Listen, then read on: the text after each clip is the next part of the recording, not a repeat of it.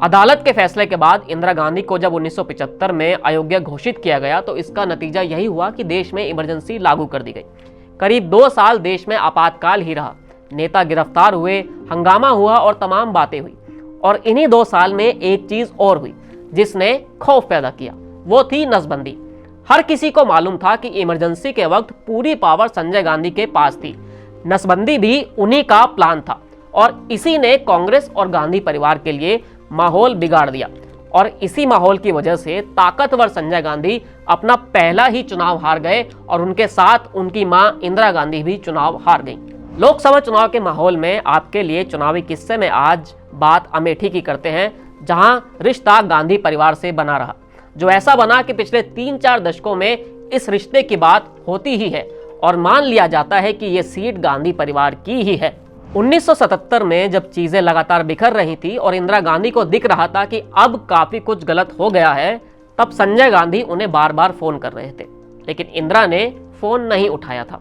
वो बताना चाहते थे कि वो भी इस बार चुनाव लड़ना चाहते हैं और अपनी मां की बगल की सीट यानी अमेठी से पर्चा भी भर रहे हैं। संजय गांधी जब अपनी पत्नी मेनका गांधी के साथ पहली बार अमेठी में चुनाव प्रचार करने के लिए पहुंचे तो लोगों ने उनका खूब स्वागत किया, लेकिन एक जगह महिलाओं के ग्रुप ने चिल्लाकर कहा कि आपने हमें विधवा बना दिया है।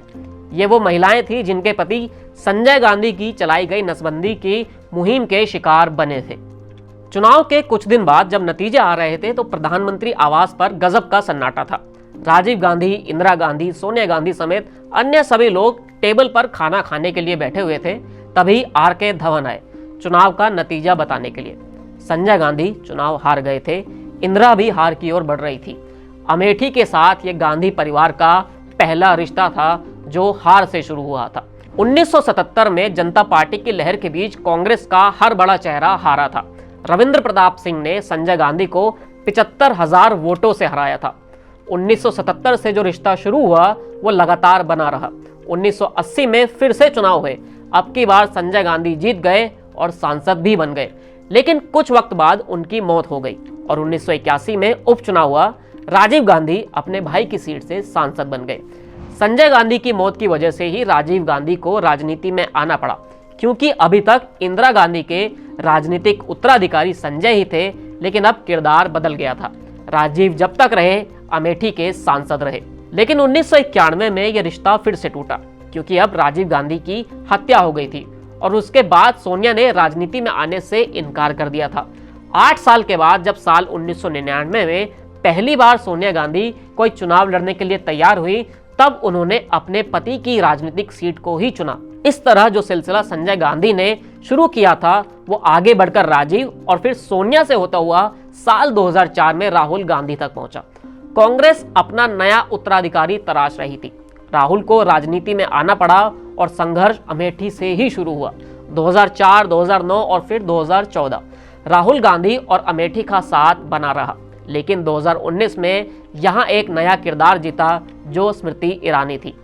राहुल पहले अपने पिता फिर माता के साथ अमेठी जाया करते थे।